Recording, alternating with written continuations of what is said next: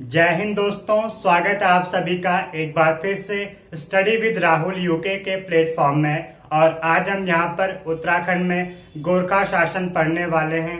दोस्तों, अभी तक हम उत्तराखंड में चंद डायनेस्टी एवं परमार डायनेस्टी को कम्प्लीटली पढ़ चुके हैं और आज स्टार्ट करते हैं उत्तराखंड में गोरखा शासन। दोस्तों, हम पिछले टॉपिक में डिस्कस कर रहे थे कि सन 1790 ईस्वी में कुमाऊं में गोरखा शासन शुरू हो गया था और उत्तराखंड के गढ़वाल क्षेत्र में सन 1804 ईस्वी में गोरखा शासन शुरू हो जाता है। दोस्तों, कुमाऊं में लगभग 1790 ईस्वी से लेकर आपका 1816 ईस्वी तक गोरखों का शासन रहता है और गढ़वाल में सन 1804 से लेकर 1815 ईस्वी तक गोरखों का शासन रहता है। आइए दोस्तों, आज जानते हैं यहाँ पर गोरखा शासन के बारे में। दोस्तों, इसमें हम देखते हैं उत्तराखंड के मैप में, यहाँ पर अभी अल्मोड़ा में राजा है कौन? महेंद्र चंद। अल्मोड़ा में राजा है महेंद्र चंद। महेंद्र चंद के समय दोस्तों यहाँ पर प्रजा में विद्रोह उत्पन्न हुआ है और हो रहा है, क्योंकि यहाँ पर एक व्यक्ति रहते हैं दोस्तों, हर्षदेव जोशी। हर्षदेव जोशी जी के नाम से एक व्यक्ति रहते हैं। कई बार वो गढ़वाल की तरफ से दीवान रहते हैं तो कई बार कुमाऊं की तरफ से। जो हर्षदेव जोशी हैं दोस्तों, ये यहाँ पर कुमाऊं में आतंक मचा देते हैं। अर्थात ये क्या करते हैं दोस्तों, कुमाऊं में ये राजा महेंद्र चंद को राजगद्दी से उतारना चाहते हैं, राजगद्दी से हटाना चाहते हैं हर्षदेव जोशी। जो हर्षदेव जोशी हैं ये कुमाऊं में राजा महेंद्र चंद को राजगद्दी से उतारना चाहते हैं।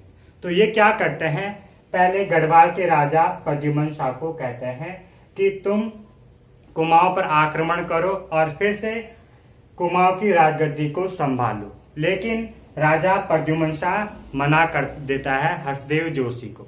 उसके बाद ये हर्षदेव जोशी जाता है अवध के नवाब। किसके पास? अवध के नवाब के पास जाता है और अवध का नवाब भी मना कर देता है कुमाऊं पर आक्रमण करने के लिए। अब देखिए दोस्तों, यहाँ पर मेन इंपॉर्टेंट पॉइंट आता है। हर्षदेव जोशी अब नेपाल में राजा होंगे। नेपाल में राजा थे उस समय रण बहादुर शाह। कौन? रण बहादुर शाह। ये हर्षदेव जोशी नेपाल के रण बहादुर शाह को आमंत्रित करता है कुमाऊं पर आक्रमण करने के लिए और कहता है कि तुम कुमाऊं पर आक्रमण करो। यहाँ पर नेपाल का राजा रण बहादुर शाह उस समय अपने राज्य का विस्तार करना चाहता था और इसको यहाँ पर मौका मिल जाता है, क्योंकि कुमाऊं से हर्षदेव जोशी इनवाइट करता है रण बहादुर शाह को कुमाऊं पर आक्रमण करने के लिए और कहता है कि मैं आपको बता दूंगा कि किस प्रकार कुमाऊं पर आक्रमण करना है। अब हर्षदेव जोशी के नेतृत्व में कह सकते हैं हर्षदेव जोशी इनवाइट कर देता है रण बहादुर शाह को कुमाऊं पर आक्रमण करने के लिए और अब रण बहादुर शाह दोस्तों कुमाऊं पर आक्रमण करेंगे। हर्षदेव जोशी इस राजा रण बहादुर शाह को कहता है कि दो तरफ से सेना भेजना, एक गंगोलीहाट और दूसरी कहा चंपावत के रास्ते से। तो यहाँ पर नेपाल के राजा रण बहादुर शाह एक सेना भेजते हैं अपनी कहा से, अल्मोड़ा में है महेंद्र चंद जो कि चंद डायनेस्टी का अंतिम शासक है। यहाँ पर रण बहादुर शाह अमर सिंह थापा को भेजेगा कहाँ पर? गंगोलीहाट के क्षेत्र में आक्रमण के लिए और दूसरी तरफ यहाँ पर चंपावत के रास्ते भेजेगा किसको दोस्तों? किसी और व्यक्ति को। तो यहाँ पर क्या होता है दोस्तों कि जो अमर सिंह थापा है ये जाता है यहाँ और दूसरा व्यक्ति कहाँ पर जाता है? ये जाता है दोस्तों चंपावत के रास्ते से। कहाँ के रास्ते से? चंपावत के रास्ते से। यहाँ पर दोस्तों क्या होता है, अल्मोड़ा में है यहाँ पर कौन? महेंद्र चंद।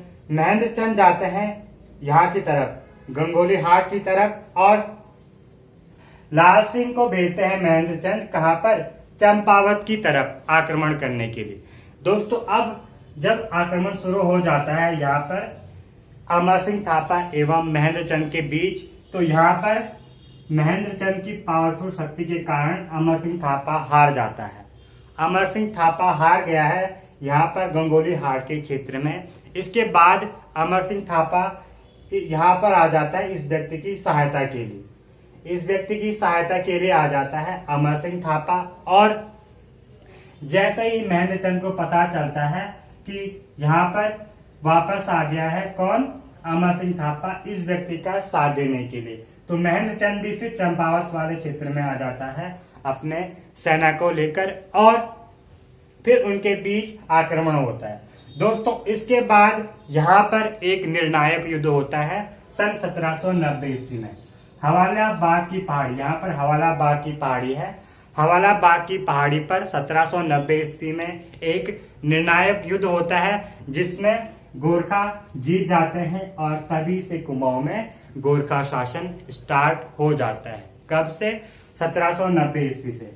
1790 में हवाला बाग की पहाड़ी पर निर्णायक युद्ध हुआ जिसमें गोरखा जीत गए।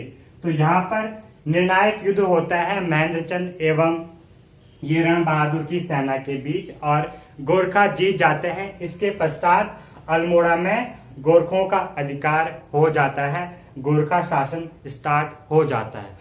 दोस्तों यहाँ से एक इम्पोर्टेंट क्वेश्चन है जो कि कई बार एग्जाम में पूछा गया है कि जब गोरखों ने कुमाऊं पर अपना अधिकार जमा लिया तब नेपाल का राजा कौन था? तो रण बहादुर शाह। जब 1790 ईस्वी में नेपाल के राजा ने कुमाऊं पर आक्रमण किया तो उस समय नेपाल का राजा कौन था? रण बहादुर शाह। अब देखिए दोस्तों यहाँ पर 1790 ईस्वी में तो कुमाऊं में गोरखों का शासन स्टार्ट हो गया है। वहीं बात करें अगर यहाँ पर 1804 ईस्वी में, तो 1804 ईस्वी में यहाँ पर गढ़वाल में गोरखों का शासन शुरू हो जाता है और उस समय नेपाल का राजा था गिरवाणयुद्ध विक्रम शाह। दोस्तों अभी तक एग्जामिनर इस क्वेश्चन को पूछ चुका है कि 2-3 बारी कि जब 1790 ईस्वी में नेपाल ने कुमाऊं पर आक्रमण किया, अपना अधिकार स्थापित किया, तब नेपाल का राजा कौन था? तो रण बहादुर शाह। अब देखिए दोस्तों बार बार क्वेश्चन रिपीट नहीं होते हैं तो एग्जामिनर क्या पता एग्जामिनर पूछ लें कि 1804 ईस्वी में जब नेपालियों ने या जब गोरखों ने गढ़वाल पर अपना अधिकार स्थापित किया तो उस समय नेपाल का राजा कौन था? तो कौन था? गिरवाणयुद्ध विक्रम शाह। इंपॉर्टेंट पॉइंट है दोस्तों, नोट करना। अब देखिए दोस्तों यहाँ पर 2-3 इंपॉर्टेंट पॉइंट जान लेते हैं कि 1790 ईस्वी में हवाला बाग की पहाड़ी पर निर्णायक युद्ध हुआ जिसमें गोरखा जीत गए थे और यहीं से 1790 ईस्वी से अल्मोड़ा में गोरखों ने अपना अधिकार कर लिया और कुमाऊं में 1790 से लेकर 1816 ईस्वी तक गोरखाओं का शासन रहता है। इसके बाद नेक्स्ट पॉइंट है दोस्तों यहाँ पर गोरखों का आगमन यमराज के आगमन के बराबर था। यहाँ पर अजय रावत जी के अनुसार या अजय रावत जी कह रहे हैं जिन्होंने उत्तराखंड का समग्र राजनीतिक इतिहास पुस्तक लिखी है, वो कह रहे हैं कि गोरखों का आगमन यहाँ पर यमराज के आगमन के बराबर था। कहाँ पर? कुमाऊं एवं गढ़वाल। अब देखिए दोस्तों नेक्स्ट टॉपिक पढ़ते हैं हर्षदेव जोशी। हर्षदेव जोशी दोस्तों काफी इम्पोर्टेंट व्यक्ति रहे हैं उत्तराखंड में, चाहे कुमाऊं की तरफ से कहें या गढ़वाल की तरफ से, क्योंकि काफी दुष्ट राजा या काफी दुष्ट व्यक्ति रहता है, धोखाधड़ी करने वाला व्यक्ति रहता है। कभी कुमाऊं के राजाओं के साथ चला जाता है तो कभी गढ़वाल के राजाओं के साथ, तो कभी नेपाल के राजाओं से मिल जाता है। अब देखिए दोस्तों यहाँ पर हर्षदेव जोशी को कुमाऊं का चाणक्य भी कहा गया है। कुमाऊं का चाणक्य कहा जाता है हर्षदेव जोशी को। और बात करें अगर गढ़वाल के चाणक्य, तो गढ़वाल के चाणक्य किसको कहा जाता है? पुरिया नैथानी। पुरिया नैथानी को गढ़वाल का चाणक्य कहा जाता है।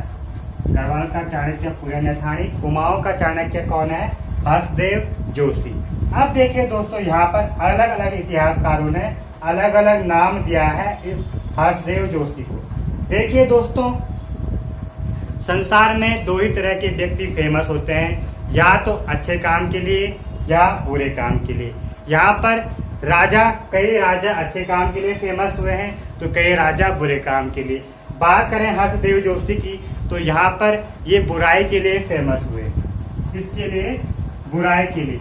कई बार हम देखते हैं कई राजा हम छोड़ देते हैं क्योंकि उन्होंने न कोई बुरा काम किया न कोई अच्छा काम किया। अर्थात जो सिर्फ ऊपर और नीचे अर्थात अच्छाई वाले और बुराई वाले हैं उन्हीं के बारे में हम ज्यादातर डिस्कस करते हैं। जो बीच के नॉर्मल पर्सन हैं उनके बारे में हम कभी भी डिस्कस नहीं करते हैं। तो हर्षदेव जोशी ऐसे व्यक्ति हैं जिन्हें बुराई के लिए जाना जाता है। ऑब्वियसली दोस्तों, क्योंकि बड़ा उटपटांग व्यक्ति था यार, कभी यहाँ जा रहा कभी वहां जा रहा, कभी इससे घूस ले रहा कभी उससे घूस ले रहा। तो अब देखिए दोस्तों इतिहासकारों ने क्या कहा है इसके बारे में।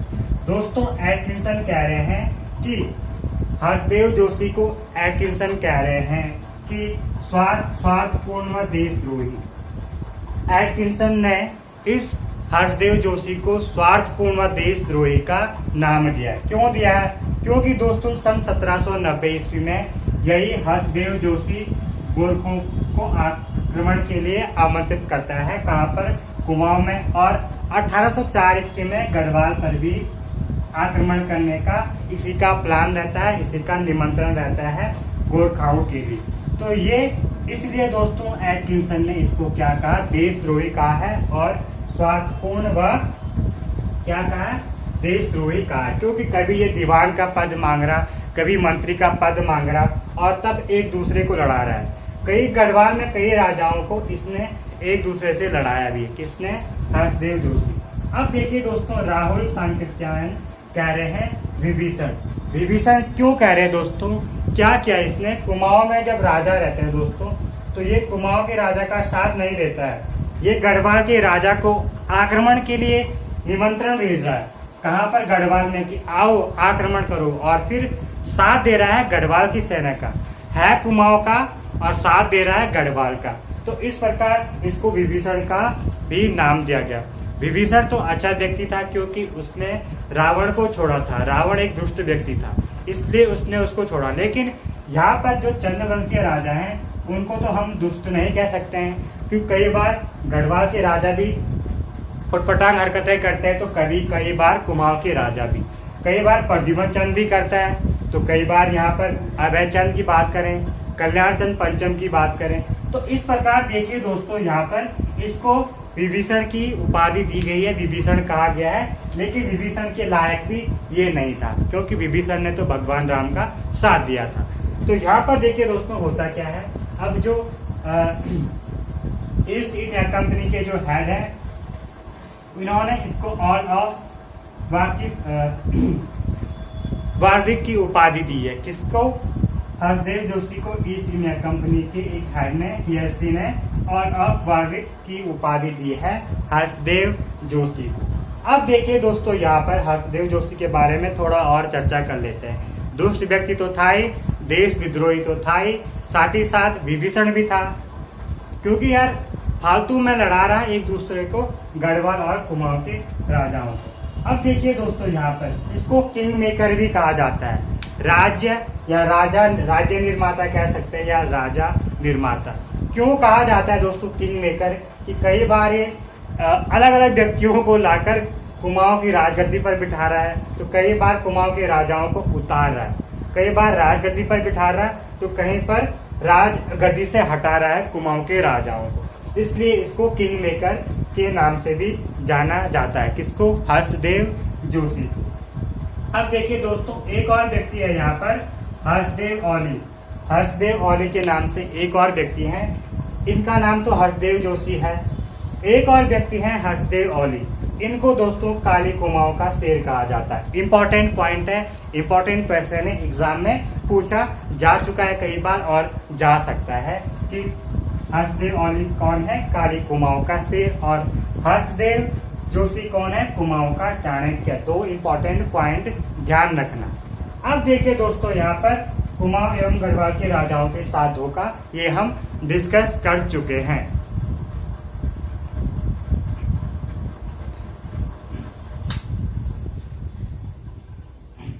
अब देखिए दोस्तों यहाँ पर डिस्कस करते हैं नेपाल के राजाओं के बारे में। कुछ राजाओं के बारे में जान लेते हैं कि 1790 ईस्वी में कुमाऊं में गोरखा शासन शुरू हो गया। तो 1790 से लेकर 1816 ईस्वी तक कितने राजा हुए हैं कुमाऊं में, नेपाली राजा या गढ़वाल में? क्योंकि दोनों 1804 में तो गढ़वाल में इनका आधिपत्य हो गया, अर्थात संपूर्ण उत्तराखंड में गोरखों का शासन रहेगा 1815-16 ईस्वी तक। अब देखिए दोस्तों नेपाल के राजा। अभी देखिए दोस्तों पृथ्वी नारायण शाह के बारे में पढ़ते हैं। सन 1743 ईस्वी में राजगद्दी पर बैठे हैं और 1775 ईस्वी में मृत्यु हुई है। दोस्तों पृथ्वी नारायण शाह के समय यहाँ पर नेपाल में अनेक छोटी छोटी रियासतें थी। 24 रियासतें उस समय नेपाल में थी और इस राजा पृथ्वी नारायण शाह ने क्या किया, अनेक छोटे छोटे राज्यों पर आक्रमण किया और उनको एकत्रित कर दिया। यानी छोटे छोटे राज्यों का इन्होंने एकीकरण शुरू कर दिया और एक नेपाल राज्य बना दिया। इसीलिए आधुनिक नेपाल का निर्माता कहा जाता है पृथ्वी नारायण शाह। इंपॉर्टेंट पॉइंट है दोस्तों, पृथ्वी नारायण शाह को आधुनिक नेपाल का निर्माता कहा जाता है। अब देखिए दोस्तों यहाँ पर इसके बाद दूसरे राजा आते हैं रण बहादुर शाह। 1778 दोस्तों 1775 से लेकर 1777 कह सकते हैं या 78 तक इन पृथ्वी नारायण शाह का पुत्र आता है, जिनके बारे में कुछ खास जानकारी नहीं मिली। क्यों? ना बुरा राजा रहा होगा ना अच्छा, बीच का कुछ अच्छा काम किया ही नहीं, ना ही कुछ बुरा काम किया, इसलिए उसके बारे में कहीं भी लिखा नहीं गया। तो अब देखिए दोस्तों पृथ्वी नारायण शाह के बाद अब राजा है कौन, कहां पर नेपाल के राजा रण बहादुर शाह। टाइम पीरियड है 1778 से लेकर 1800 ईस्वी तक रण बहादुर शाह शासन करते हैं नेपाल में। और संरक्षिका, इनको संरक्षण दिया था राजेंद्र लक्ष्मी या इंद्र लक्ष्मी ने। किसको? रण बहादुर शाह को राजेंद्र लक्ष्मी या इंद्र लक्ष्मी ने संरक्षण दिया था। बाद में दोस्तों साधु बन गए और अपना नाम स्वामी निर्गुणानंद रखा। किसने? रण बहादुर शाह। देखिए दोस्तों टाइम पीरियड है 1778 से लेकर 1800 ईस्वी तक, यानी 1790 ईस्वी में ये नेपाल में राजा रहे होंगे। और इस समय इन्होंने कुमाऊं पर आक्रमण किया और कुमाऊं के अल्मोड़ा क्षेत्र में इनका आधिपत्य हो गया। किसका? नेपाल के राजाओं का, रण बहादुर शाह का। देखिए दोस्तों बाद में इसके बाद क्या करते हैं, साधु बन गए और अपना नाम स्वामी निर्गुणानंद रख दिया था। किसने? रण बहादुर शाह ने। अब नेक्स्ट राजा है दोस्तों इसके बाद गीरवाणयुद्ध विक्रम शाह। रण बहादुर शाह के बाद नेक्स्ट राजा है गीरवाणयुद्ध विक्रम शाह। ये 1800 ईस्वी में राजगद्दी पर बैठे और ये रण बहादुर शाह का पुत्र था। किसका? रण बहादुर शाह का पुत्र था गीरवाणयुद्ध विक्रम शाह। दोस्तों सन 1804 ईस्वी में जब गोरखा गढ़वाल पर आक्रमण करते हैं तो उस समय नेपाल का राजा कौन था? गीरवाणयुद्ध विक्रम शाह। अब बात करते हैं दोस्तों गोरखों का प्रशासन के बारे में। गोरखों का प्रशासन जाते हैं क्योंकि यहाँ पर एक तरफ कुमाऊं में गोरखों का शासन और दूसरी तरफ गढ़वाल में। कुमाऊं में 1790 और गढ़वाल में 1804 ईस्वी। तो अब देखिए दोस्तों यहाँ पर ये क्या करते हैं, जो गोरखों का प्रशासन गढ़वाल में या संपूर्ण उत्तराखंड में जो गोरखों का प्रशासन रहेगा वो प्रशासन चलता है नेपाल से।